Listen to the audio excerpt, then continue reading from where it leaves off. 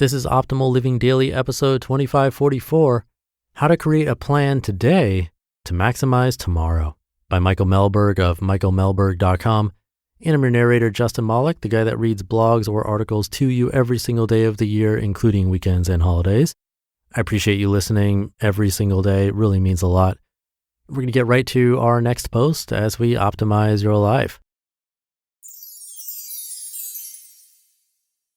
How to Create a Plan Today to Maximize Tomorrow, by Michael Mehlberg of michaelmehlberg.com. This post is for anyone who wants to get ahead. It's for anyone who wants to stop reacting to and floating through life day by day, hoping for the best. It's for anyone with much to accomplish and little time to do it. This post is for anyone who wants to focus and thrive, yet finds themselves distracted and unsure of what to do next. What I'm about to outline is a method for planning that will give you an edge on your day, helping you prioritize that which is most important. Like Benjamin Franklin, who intentionally designed his day with a daily schedule, we can build ourselves a successful life one day at a time. Taking 10 minutes today to create a plan for tomorrow will give you a head start, keep you on task, boost your productivity, make the most of your meetings, even those useless, recurring, unavoidable ones, and help you accomplish more. Planning for tomorrow, today. Many of us have tried different tools for getting more out of our day, waking early, installing apps to track time wasters, setting focus timers, and taking frequent breaks, etc. While useful, and despite using them religiously, most mornings start slow. We sip coffee in a groggy state, unsure of where to begin our day, gravitating towards brain-dead tasks like email or web surfing. Distracted by the dozens of unexpected emails and phone calls and never finding quite enough time to start those important long-term projects, we close up shop feeling unproductive and unsure of what was accomplished. The source of these problems is usually the lack of a plan. We plan projects, weddings, vacations, and trips to the grocery store, but for some reason, never feel the need to plan our day. Sure, we schedule meetings and have a thought or two regarding what we might do, but mostly we freestyle like a DJ playing a set of unfamiliar records. If we had a basic plan for those times, if we had a high-level understanding of how we would use each hour in our day, we would go to bed having accomplished so much more. The most successful people in the world have a plan. Not just a plan for big projects, but a plan for the little periods of time that they know will add up in the long run. When you are done hearing this post, you will know how to develop a plan tonight that will guide you tomorrow. You'll be able to extract maximum value out of each and every hour of your day. Your plan will guide you when distracted, and in the early hours of the morning when your willpower is low and it's difficult to think, it'll provide you with a goal to kickstart your day and accomplish something while the rest of the world is still waking up. Creating your plan is not complicated. It is as simple as filling out an index card. The planning card.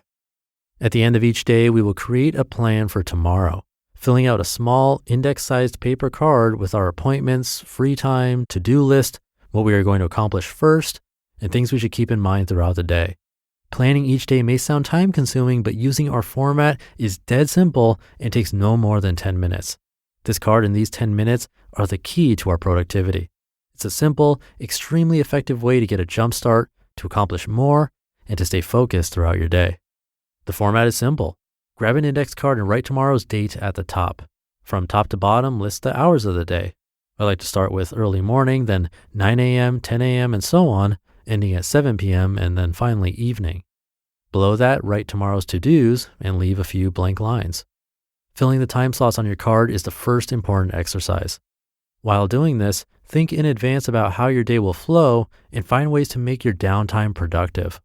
I like to start by looking at my digital calendar and transferring those meetings over to the card. Doing so may seem wastefully duplicative, but this is a chance to jot down any notes about the meeting that come to mind. Going into a meeting without understanding what you want to get out of it is a recipe for failure, and this simple step can do wonders to making your meetings more successful. Benjamin Franklin himself once said, quote, "By failing to prepare, you are preparing to fail," end quote. Once your meetings are written down, unfilled hours will stare at you with contempt. Do not let them. Those are the hours you have been filling with meaningless labor, unnecessarily checking email, surfing the web, etc.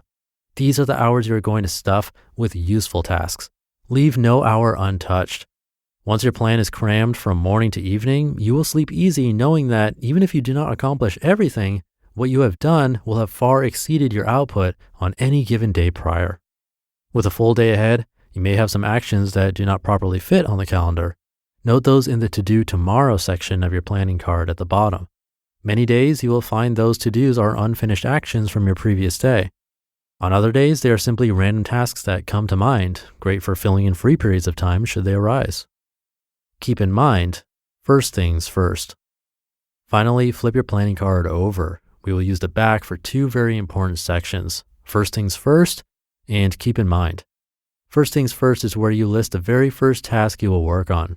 You do not have to finish, you just have to spend some time on it. This is perhaps the most important way to kick off your day. Having already thought about how your day will start and what you will do, it will give you a huge head start. Once you get through this first task, the rest of the day will come easy. Keep in mind is where you will list a few important reminders. These can be personal goals, affirmations, meditations, prayers, birthdays for friends and family, or anything else you want to remind yourself of throughout the day. Glancing at this every so often can help keep you grounded, be inspiring, or simply remind you to do something important. Tips. 1. Leave the card on your desk first things first, side up, staring at you first thing in the morning. You'll want to start this task immediately. Leaving it in plain sight the night before keeps you accountable to your plan. And 2. Keep the plan on you at all times. It's a small card, so it should fit nicely in your pocket in between your cell phone and wallet. At the very least, leave the card on your desk in plain sight. You'll find yourself looking to it when you lose focus, cannot figure out what to do next, or just need to glance at your next appointment. Planning for success. The most successful people in the world have a plan for the little periods of time that they know will add up in the long run. Developing a plan tonight to guide you tomorrow will jumpstart your day. You'll be able to extract maximum value out of each and every hour. Your plan will guide you when distracted, and in the early hours of the morning when your willpower is low, it'll provide you with a goal to kickstart your day and accomplish something while the rest of the world is still waking up. You just listened to the post titled, How to Create a Plan Today to Maximize Tomorrow by Michael Mehlberg of michaelmehlberg.com. Thank you to Michael. One of the more rare tactical articles that we hear on this show with an actual tool you can try today if you like.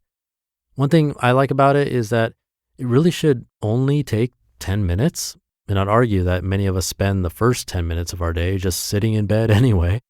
I'm guilty of that myself many days of the week, so why not set this or something like this? It doesn't have to exactly be this, but any kind of planner or schedule next to your bed and try it out. Now, he did say to do it the day before, but there are definitely people who do it in the morning as well. And one thing you can do, if this all sounds like a bit too much, is just focus on one aspect of what he talked about. So for example, maybe first thing in the morning or right before bed, think about the very first task you will work on the next day and write that down. Just that, nothing else. You take your planning from 10 minutes down to less than 1 minute, so it becomes really difficult to ignore it or get out of it. Then after doing that for a while, you can increase it to thinking about the keep in mind list and writing those down as well. Maybe increasing the time spent on this from less than 1 minute to maybe just a couple of minutes. But either way, I really do think that a small amount of planning goes a really long way, even if you aren't much of the planner type, like me. If you try it, let me know how it goes. Have a great rest of your day. Thank you for being here. And I'll see you tomorrow where your optimal life awaits.